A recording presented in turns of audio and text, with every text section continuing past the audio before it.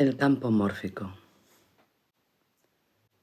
El bioquímico británico Rupert Sheldrake ha desarrollado hace ya más de 40 años una hipótesis muy revolucionaria para el mundo científico ortodoxo, que es una visión de la realidad que ha sido comparada en importancia a la teoría de las especies de Darwin.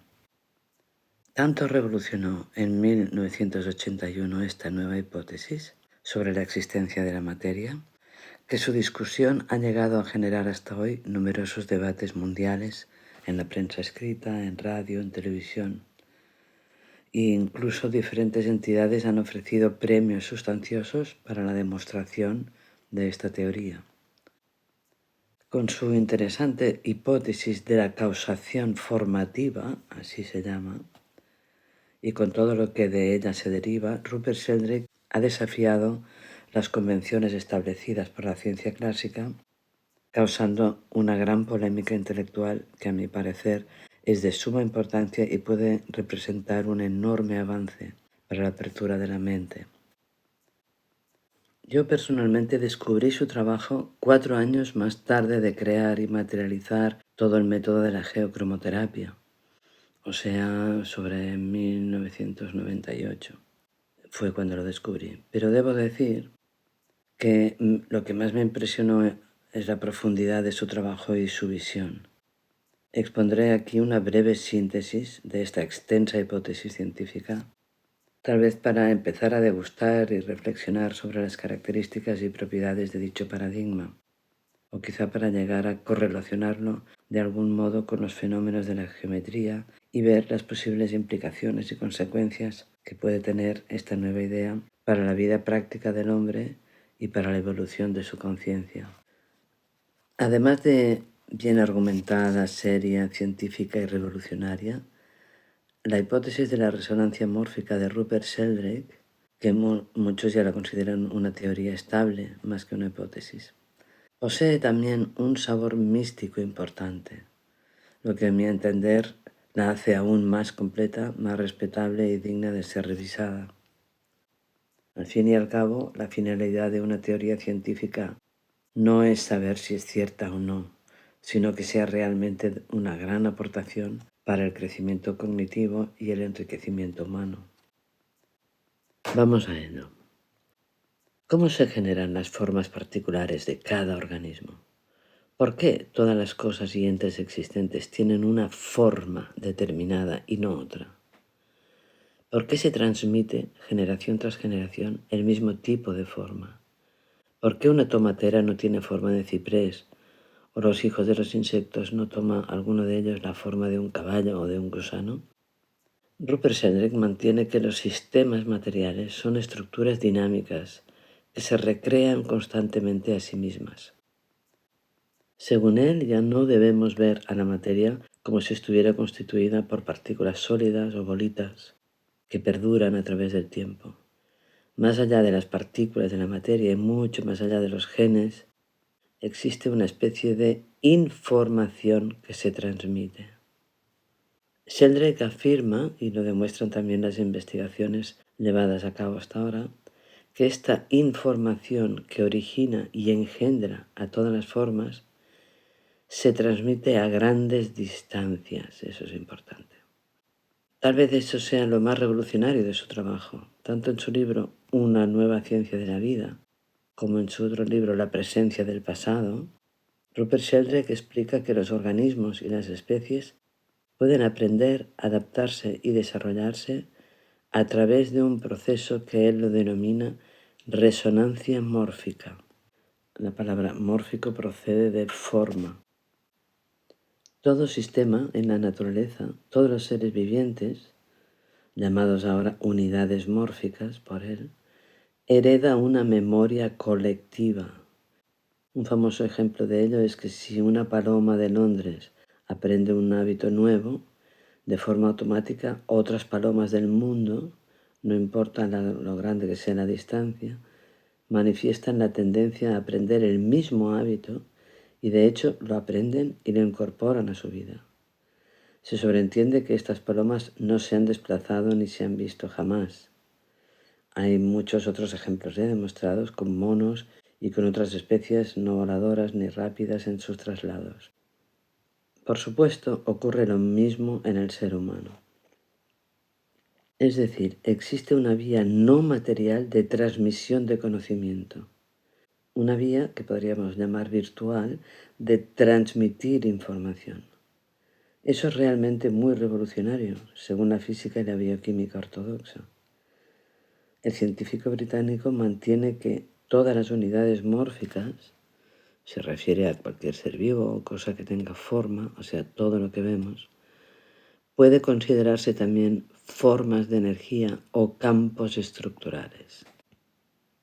Toda la estructura y los patrones de actividad de los seres orgánicos e inorgánicos dependen de los campos morfogenéticos o morfogénicos, los cuales generan formas de comportamiento. Son campos con los que están asociados y bajo la influencia de los cuales se han originado. Aunque teóricamente pueden separarse los aspectos de forma y de energía, en la realidad vivencial aparecen siempre asociados. Como dice Sheldrake, ninguna unidad mórfica puede tener energía sin una forma y ninguna forma material puede existir sin energía. Así, también cada forma geométrica tiene una energía y un potencial específico. Por eso me interesó asociarlo con la geocromoterapia. Esta dualidad forma-energía se hace explícita en su teoría de la causación formativa, de la misma manera que la dualidad onda-partícula se hace explícita en la teoría cuántica. Sin embargo, la teoría cuántica no permite comprender la causación de las formas, es decir, cómo han surgido estas y de qué tipo de matriz proceden. La hipótesis de la causación formativa de Sheldrake considera que las formas de los sistemas anteriores son la causa y el origen de las formas similares subsiguientes, incluso en diferentes lugares y momentos, sin tener nada que ver necesariamente con la genética ni con los cromosomas codificados, según las conclusiones de la investigación de este gran bioquímico. Lo más adecuado, creo, es hacer ahora mismo una síntesis lo más fiel posible, incluso a veces textual, de la nueva teoría de Rupert Sheldrake, para comprender en profundidad su trascendencia, teniendo en cuenta, pero a la vez suavizando, su lenguaje típicamente científico, con el cual no deberíamos abrumarnos, puesto que lo importante son las ideas que contienen estas palabras. La siguiente síntesis está extraída de su propia publicación, Una nueva ciencia de la vida. Punto número 1 de la teoría de la causación formativa. Además de lo admitido por la física, la química y la biología, existen otros tipos de causalidad responsable de las formas de cualquier materia viva, ya sean partículas, átomos, moléculas, cristales, orgánulos, células, tejidos, órganos, organismos, etc. La causación de la forma, su apariencia externa y su estructura interna impone un orden espacial, un ordenamiento de los cambios producidos por causalidad energética. Es decir, las formas se originan mediante campos morfogenéticos en conjunción con procesos energéticos. Pero estos campos morfogenéticos no son en sí mismos energéticos. Esto es muy importante en esta nueva teoría y realmente lo más innovador, a mi parecer. Punto número 2.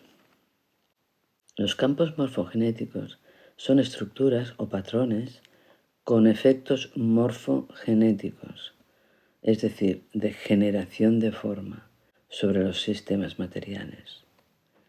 Cada unidad mórfica, cada ser, tiene su propio campo morfogenético característico. Una de las características del campo es que existen gérmenes morfogenéticos. Todo ese campo mórfico contiene la forma virtual del ser, una forma singular o patrón que genera un área de influencia a su alrededor. No solo eso, sino que se crea un proceso mediante el cual las partes de la unidad mórfica liberan energía, generalmente en forma de calor. Son los pozos de energía potencial. Punto número 3. Un tipo dado de morfogénesis puede seguir una vía de desarrollo determinada llamada creoda o la vía canalizada de cambio.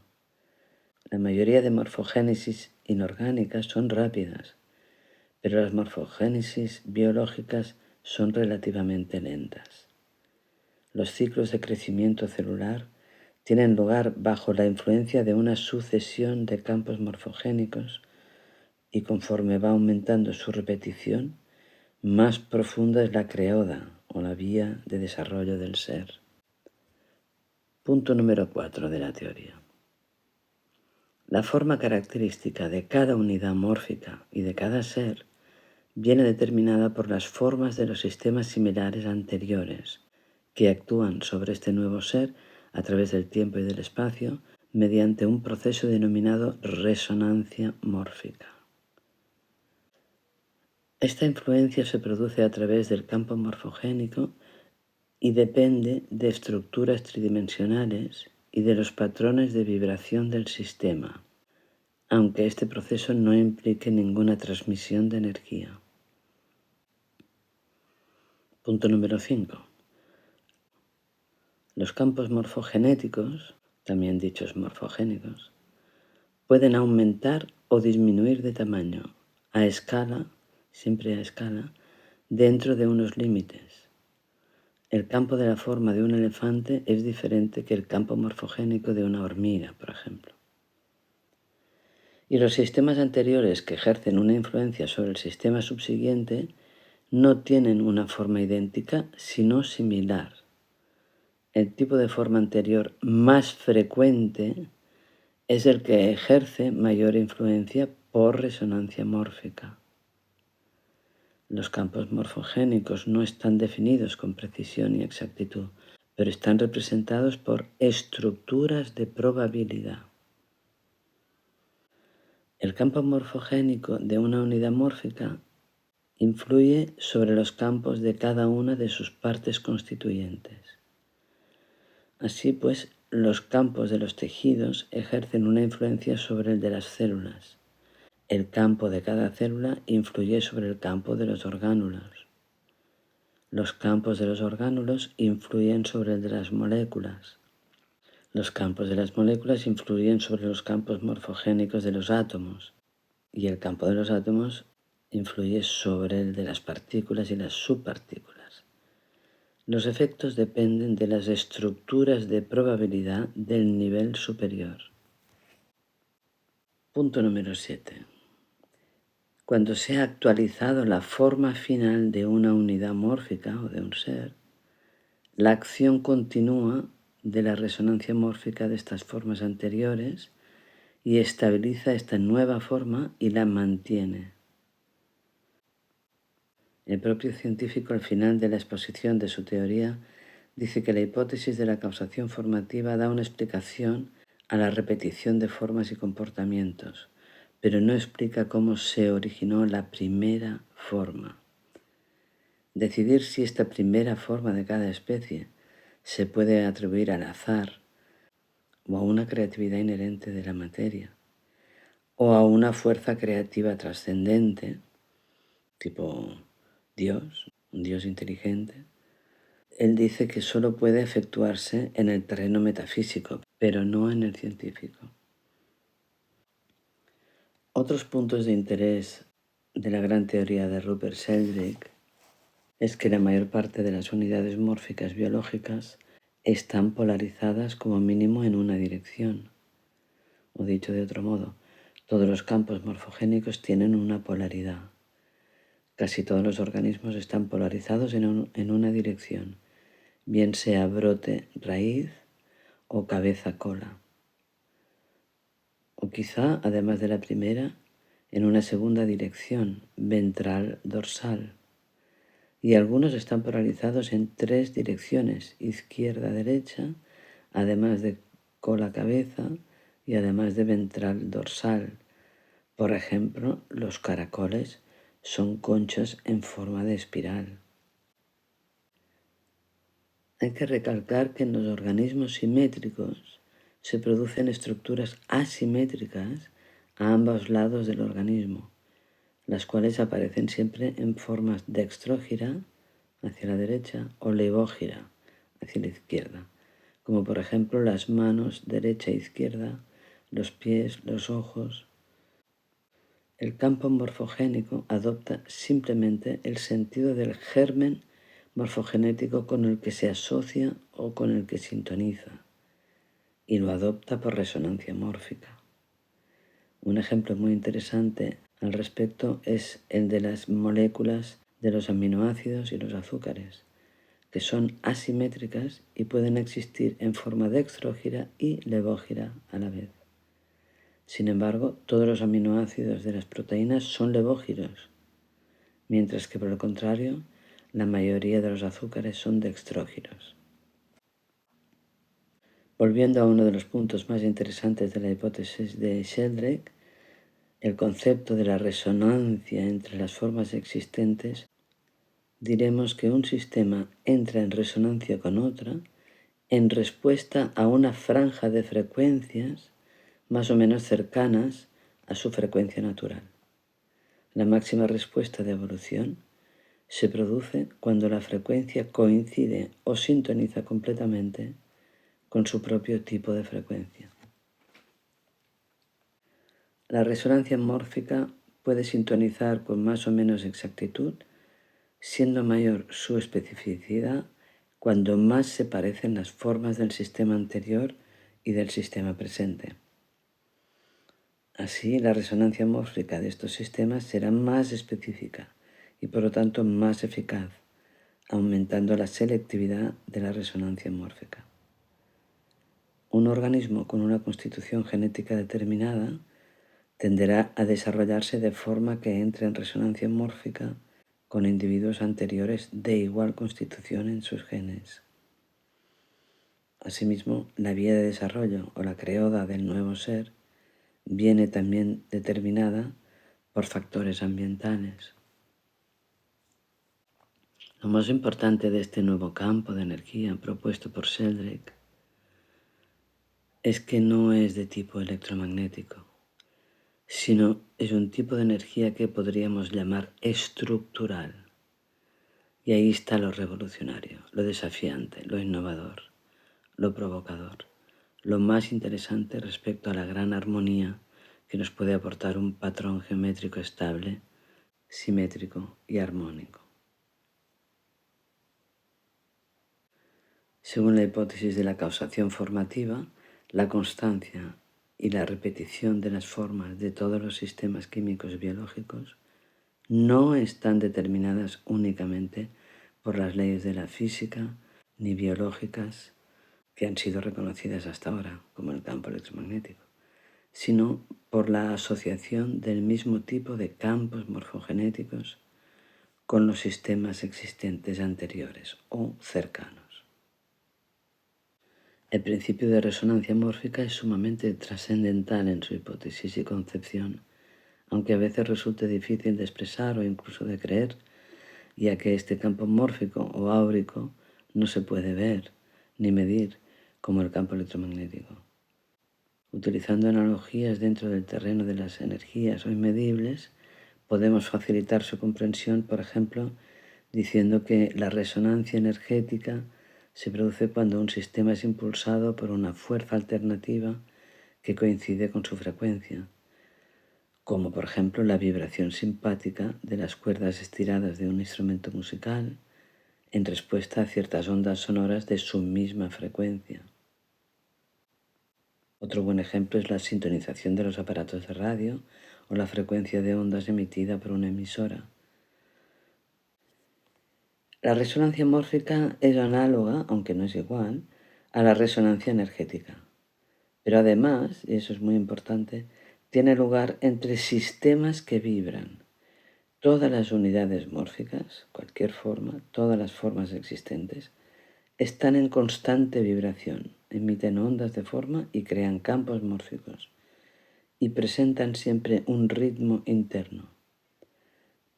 Es decir, las formas existentes siempre son dinámicas, no estáticas, como solemos pensar.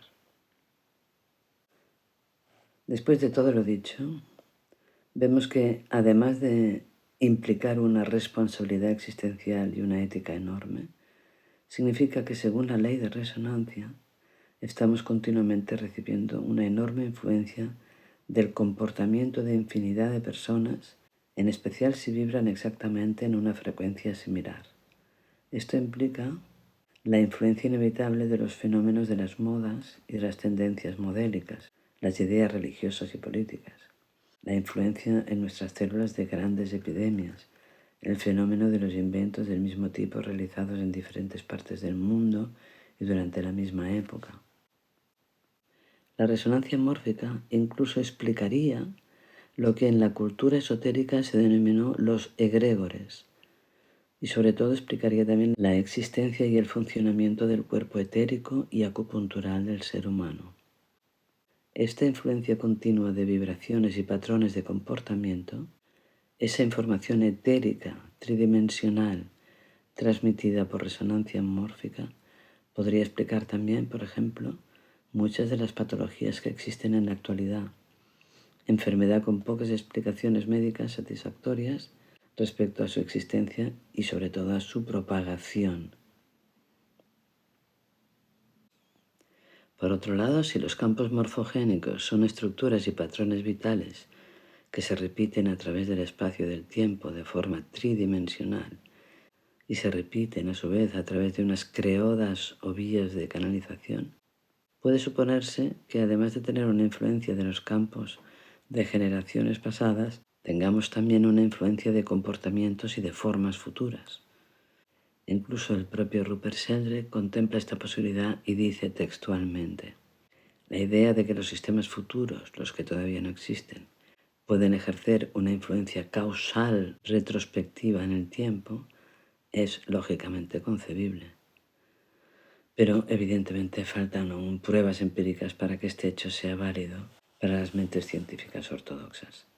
Por eso es aún una hipótesis y no una teoría científica.